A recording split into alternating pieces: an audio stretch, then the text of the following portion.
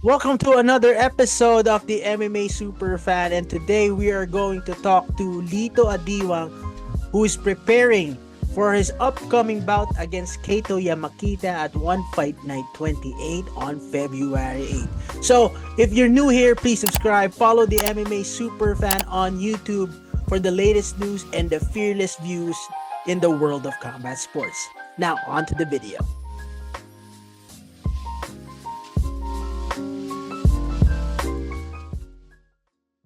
What's up, my fellow MMA super fans? My name is DC Kashana, and today we are joined by a Filipino knockout artist who will be competing on February 8th at One Fight Night 28. Let's all welcome back to the program the Thunder Kid, Lito Adiwang.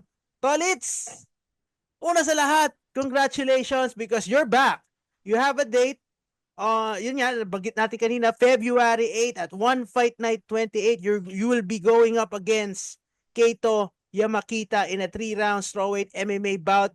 Dito, medyo hindi naman siguro, hindi na to katulad dati na galing kang injury, matagal yung inintay mo. Pero, masaya ka ba na ito na, may date na, considering yung mga pinagdaanan mo in the past months kasi sa mga hindi nakakaalam, may professional and personal kang dapat na i-address. Personal and professional issues.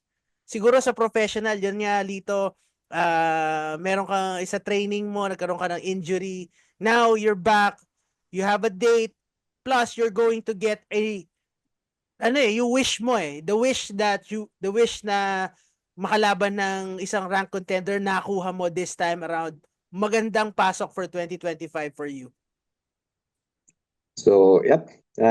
Super happy ako. Super happy and very excited. Talagang, yan. Happy New Year talaga. Kasi, yeah, I do believe na everything happens for a reason and yeah, nai-align yan sa tamang oras. And I do believe na ito yung tamang oras kasi yun nga na nabanggit mo kanina. Ang dami talagang nagre-reach out, nagtatanong and mahirap kong sagutin eh kasi sinasabi ko na lang na on vacation muna ako pero I really did my best after my last fight to be in shape and on camp. Yun nga lang medyo nasobrahan. Eh, medyo nagka-injury tayo so kailangan I needed to heal up and yan once na nagka-go signal tayo bumalik ako and then another one came up medyo napitakan ulit ako so ngayon I'm 100% ready and I think yeah perfect time to sa pagbabalik ko and then yan nakuha natin na hangad natin na makalaban ng top 5 and I think second or third time na kaming minatch nito ni Keto. Yeah, oo So nga. it's it's our time talaga na maghaharap na. Yeah, lagyan natin ng konteksto because at yung first na sabihin natin physical debacle mo was a shoulder injury, tama ba? Shoulder or elbow? Shoulder injury. Shoulder, shoulder. Shoulder, tapos yung bumalik ka ulit sa Bali for a training camp, nagkaroon ka naman ng cut. So, Yep. talagang A deep cut. sinubok at pero at least it's here dito. Maraming nangyari throughout that time kasi the last time that we saw you in action was against Daniel Williams. Dito going through that, paano mo pinunan yung mental fortitude mo because that's disappointing yan, not just mentally but also financially kasi marami kang nag-exert ka ng effort, nag-exert ka rin ng sarili mong pera, lilipad ka from the Philippines Mm. going to Bali, tapos pag wala, babalik ka na naman, plus all of the, all of other things pang pwedeng makasagabal. Paano ka nag-focus? Paano mo binotivate yung sarili mo na darating din to? Yun nga, sabi mo na everything happens for a reason, everything happens for a purpose. Paano mo to soldier on mentally, emotionally, and sabihin natin psychologically, to soldier on, paano mo siya ginawa? So I need to uh, hold on talaga sa ano ko, mental belief ko and motivate. Wala talagang let's take facts here. Ang hirap ma-motivate kahit talagang motivational yung mga sinasabi ng family or friend mo or Friend, yeah. coach kung talagang ikaw ang nasa Mm. breaking point. So Mm. talagang ang I agree. motivation ko talaga dito is my own belief na everything will pay off if I will become a champion, and that's my target. Wala talagang ibibigay ko lahat. Nabanggit mo ang mabigat talaga Mm. going back to Philippines and coming back here to Bali. Mabigat yung expenses, yung Mm. gastusin ng fight camp, pero nasa isip ko na lang is okay, di bale, in the end alam kong Worth it. masusuklian to Uh, basta. And yun yung ginamit kong motivation na kahit ang hirap uh, ng training, magiging zero ako kung hindi ko to gagawin ng yeah. maayos. Mm. Talagang parang mapupunta sa wala. So that's my motivation na I need to don't give up and yeah, keep improving. Then isang very big motivation ko yun to win this fight. Mm. Para nandun na tayo, malapit na. And that's my target. Once na nag-champion tayo, mababalik din lahat yan. Dito, malaki bang motivation for you yun? Kasi for the longest time, nung dumaan ka, coming off an injury, talagang after the Adrian Matisse fight, after the Jeremy Miado fight, talagang ang hinihingi mo na kagad rank contender, tapos binigyan ka ng Daniel Williams. Pero, hindi ka ba na, talagang, alam mong nakaposisyon ka na for a rank contender? Kasi, every injury, every baback ka, talagang yun din yung nilalako sa'yo ng one eh. Talaga si Kato. Talaga bang, isa rin yun sa Mm. factor na kaya hindi ka rin nawala ng focus, hindi ka rin nawala ng motivation. Talagang desidido sila na labanan ko si Kato. Mm.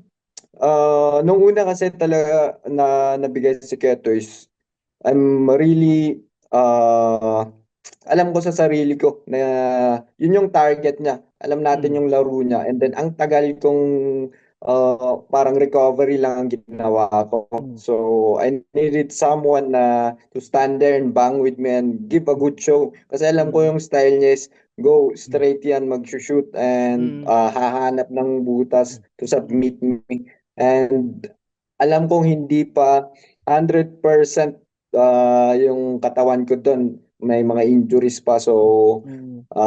yan. I asked for someone na makaka-comeback fight ko na striker din. So, si Mm. Adrian ang nabigay.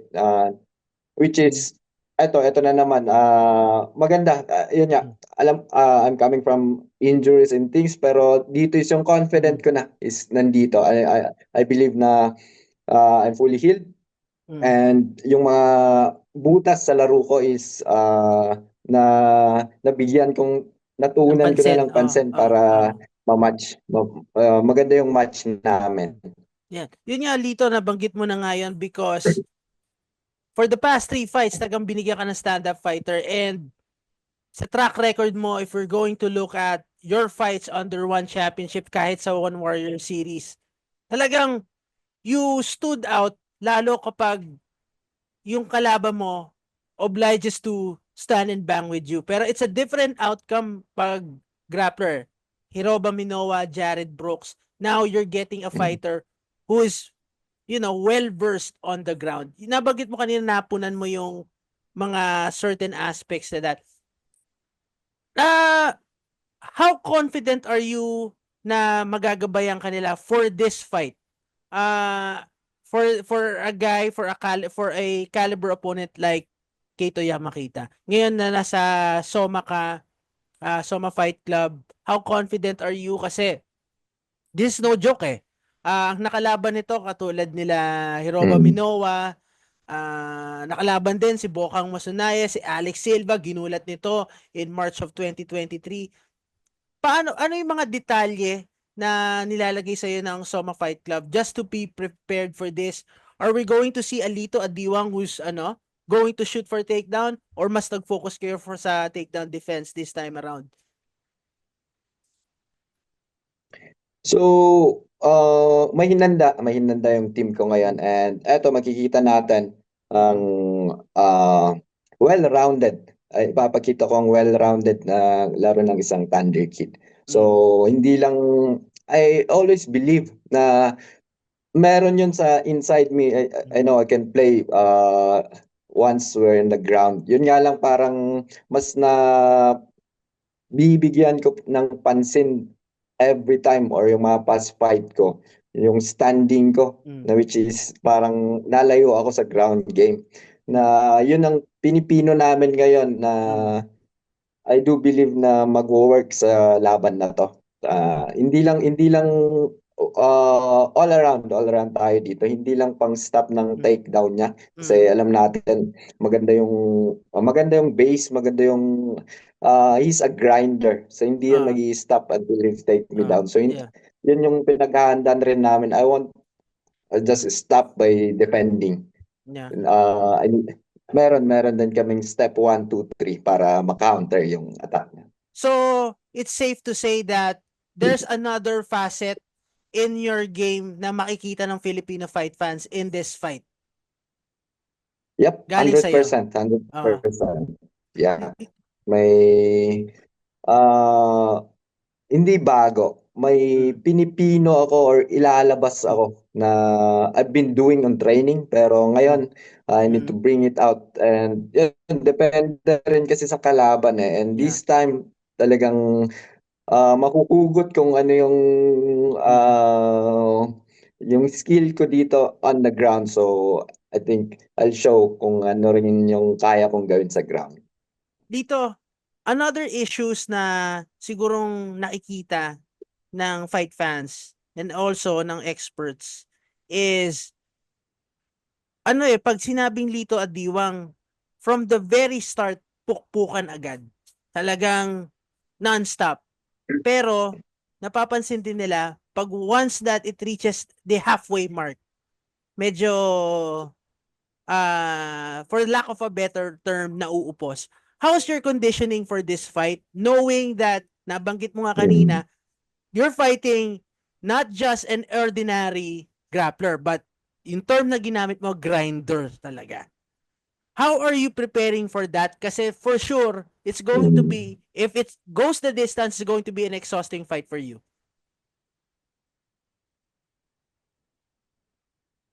Aminin ko yan. It's gonna be exhausting fight for me. Uh, uh, Pero yun din ang isang half of my training is focusing on how to play with him on the mm, ground and how to control him sa mismong laban. And mm, the other half is nag-focus kami kasi aminin ko, hindi mm, aminado ako na yun nga, pang first round, okay, 100% tayo until pababa. Which yeah. is isang nakita namin is yung conditioning wise, I'm good Mm, parang okay naman lahat sa training. mm, Ang mm, problema is yung cut weight.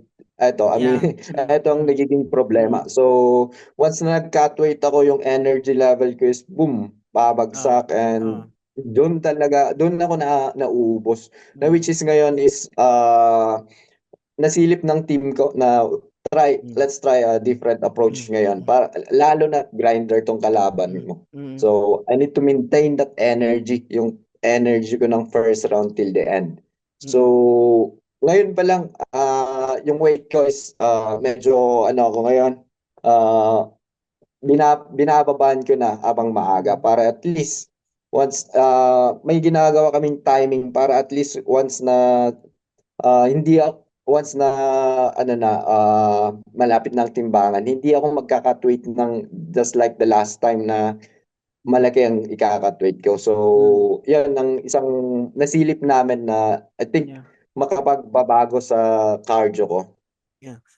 Lito, Bali is becoming a hub for mixed martial arts. Alam natin 'yan, including Thailand, Phuket, pero itong Soma Fight Club in Bali, parang it's a fighter's dream eh. Kasi parang one-stop shop Mm. siya. Looking at the program, you have boxing, you have Muay Thai, you got Jiu-Jitsu, you got wrestling, you got strength and conditioning. Ang dami. How is it important for you na hindi mo na kailangan mag cross train? Though cross training is essential pa rin, pero yung sabihin natin na in your condition, so in your situation na hindi ka nagagastos, nandun na lahat para sa'yo, all access na, tapos andun na rin yung mga mata na parang, or sabihin natin yung mga utak at mata o yung mga tao na nakaka-determine na ito kailangan mong gawin, ito yung mga dapat areas na dapat natin pagpunan for you to be successful in your upcoming fight. It's uh, very big help for me, and importante talaga 'yan kasi 'yan ang talagang trabaho lang dapat namin is train and Mm. rest and recover and train again. So, Yeah. 'yun nakukuha ko 'yun dito. Mm. Kasi isang gym lang ang pinagtitrainingan ko, and then nandun na, yan nga, nasabi mo, nandun na strength and conditioning, wrestling, BJJ, boxing to Muay Thai. And ang isang magandang factor nun is nag-uusap lahat ng mga Mm. coaches na Yeah. okay, eto yung malakas sa kanya. Eto pwede Mm. nating i-twist to para mas magamit na. So parang nagko-combine doon to make the nagiging mas mabilis yung process, na unlike other, kapag yun ang isang disadvantage rin kung paiba-iba ka, is ang hirap nilang magkaintindihan, and then Mm. yung progress mo is medyo mas matagal. So yun Mm. yung nakita kong importansya ng isang nandun ka nandun lahat ng kailangan, just Mm. like here in Soma, na ang mas mabilis yung progression mo. Just Mm.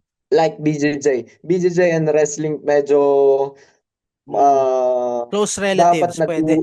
Ah, oo, and dapat nag-uusap yung oh, coach mo diyan yeah. kasi eh, as an MMA fighter, you'll Mm. always stand first, and yun, the fight will start standing. So, Mm. paano yung approach, and paano pag nahuli ka na, or paano kung na-takedown Mm. mo. Doon yung mga transitions is, yun, doon ka-importante Mm. na dapat nasa isang ano lang yung Mm. coach mo, isang team. Para nag-uusap, then, pum, once na nakita yung solution or nakita yung kailangan moves, babato lang sa'yo, then you'll work on it. Lito, I wouldn't delve into the past. Pero siguro that much, linawin natin. I would delve into the past that much. Pero tingin mo ba kung ganito, or sabihin natin you're with Soma during your fights or during your preparation for your fights against Jared Brooks and Hiroba Minowa, do you think you would fare well against them? Mm, well, Or it is what it para sa is? akin, eh, hindi natin mababalik yung Uh, nakaraan, pero I'm just happy with that experience.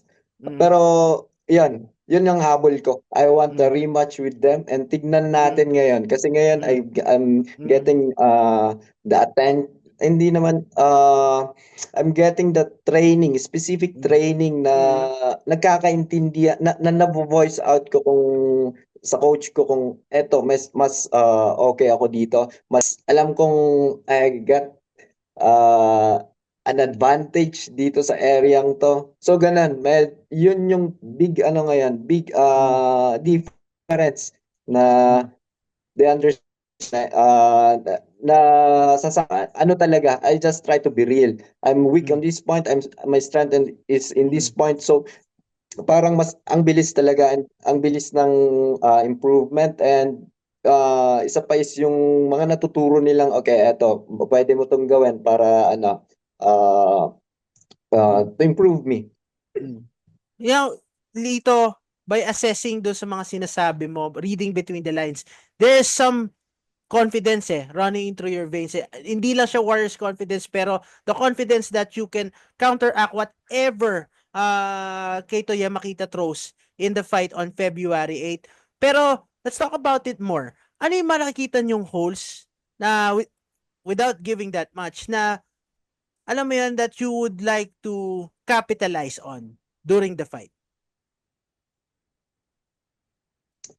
Of course, number one is how he approached the fight. Mm, So yun mm, yung isang sinisilip mm, namin na mm, may may solution na kami. And mm, then ayan, number one, how he approach. Next is kung nag-fail siya doon, uh, lalo na ring tong paglalabanan namin. So, Yeah. yun lang ang ginagawa namin in every scenario na lang na how he approach. The next is yung step 2, saan kami napadpad, kung sa rope kami or napunta kami sa ground, how do I react and how do I get in a better position. So yun yung mga nakakapagbigay confidence sa akin and malinaw yun yung I think that's the reason na medyo confident ako ngayon kasi mas malinaw sa utak ko or nakikita ko kung ano yung mga scenario. Unlike before na alam kong boom, wala talaga. Alam kong parang nasa sapakan mode lang ako. Which is now is I'm at least nandun na ako sa level na medyo clear na yung mga ano ko. Kung clear na yung every position kung anong gagawin ko.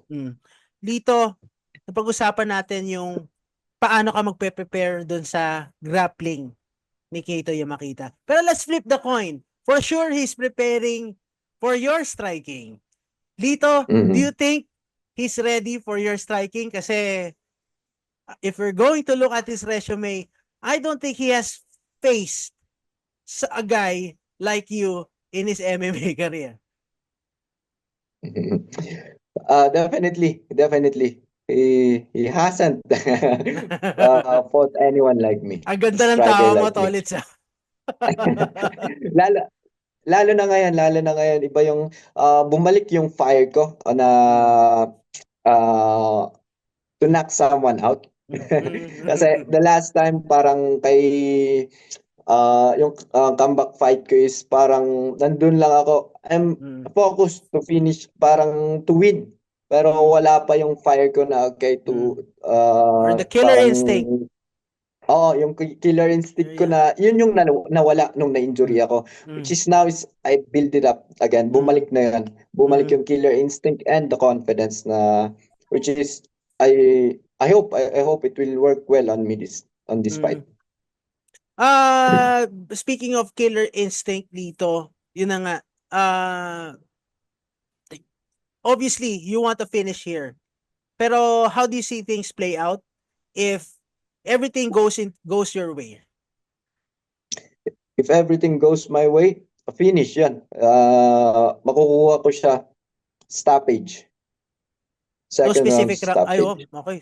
Tatanungin ko sana kung ano, no specific round, pero may specific round.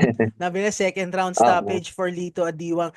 Tolits, matagal ka na naghahangad na makapasok sa top 5. Kahit nga yung interim champion, na dating champion, ikaw ang gusto makalaban kahit wala ka sa top 5. How do you feel about that? Na kahit wala ka sa top 5, ikaw pa rin yung minamata, ikaw yung tinatawag, gusto pa makipag-trash talk sa'yo. And of course, I'm talking about Jared Brooks. Before yung makasa itong trilogy fight between him and Joshua Passion na dati mong teammate, he's talking about you. Does it add confidence? Does it validate your position as a strawweight na, guys, if I beat Keito Yamakita, undeniable na ako, dapat rank contender na ako. It does give me confidence na and yan alam galing na kay Champ na kay Brooks na he's trying to call me out na hindi pa ako ranked, so he knows my caliber also. And yun talaga yun ang target ko na after Keto it's a good preparation for him. Yun yung minamata ko dito. And then I do believe na I really belong in the elite on the strawweight division na kahit wala ako sa rankings ngayon pero yun call out pa rin ako. It's an honor for me kasi I really believe inside me na I do belong to that elite level of strawweight. Of course, Lito, you're taking one fight at a time. Pero if you win here, do you agree that it sets the motion for you along the way this 2025?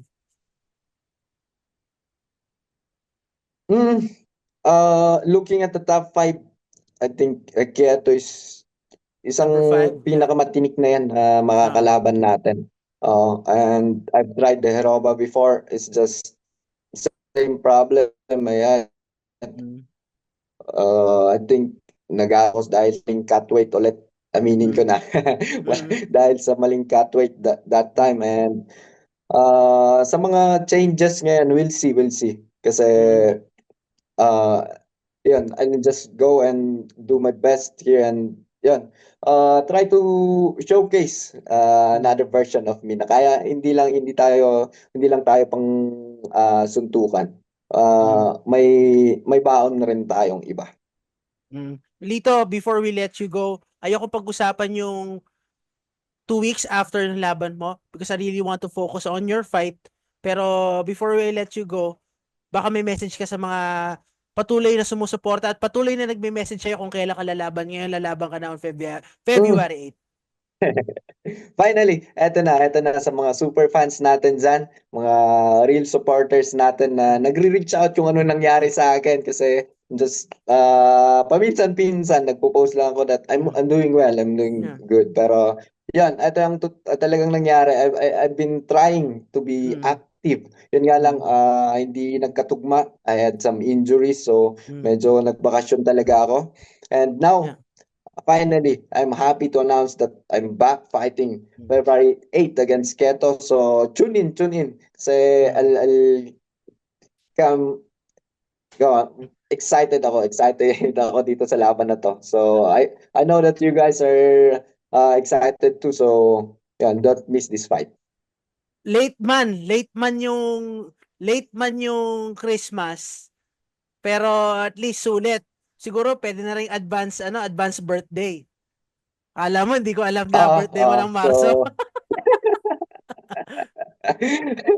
so, wala tayong Christmas and New Year na ano, but eto, may pasabog ako for this coming February 8. Doon tayo magse-celebrate once. I'll do my best to get that victory and after that, okay, that's the celebration. Lito, siguro last question na lang talaga. Ito, last question na. Bangkok, specifically the Lumpini Stadium, has been good to you since you returned to action, since you returned from an ACL injury. Do you think Bangkok or sabihin natin Thailand is called the land of smiles? Do you think Mm. Thailand would still be a land of smiles against a tough competitor like Keito Yamakita? For Lito Adiwang, for the Thunder Kid. Of course, I'll do my best na to nga mag-victorious here para hindi naman alam ko may mga kababayan tayong magfa-fly to Mm, watch again just like mm, my previous fight and mm. ayaw kong uuwi silang Bangkok is a land of smiles so I want you guys to come out They smiling in deserve to that smile. stadium. Yeah. All right, Tolits, Yes. we wish you nothing but the best. Thank you. Thank you Yeah. very much. That's it for all of us here on the MMA Super Fan. Don't forget to like, share, and subscribe, and also hit the notification bell to stay up to date with all the latest content from the MMA Super Fan. Again, I'm Nisi Casiano with the soon-to-be number 5 rack strawweight MMA contender, Lito Adiwang. Till next time.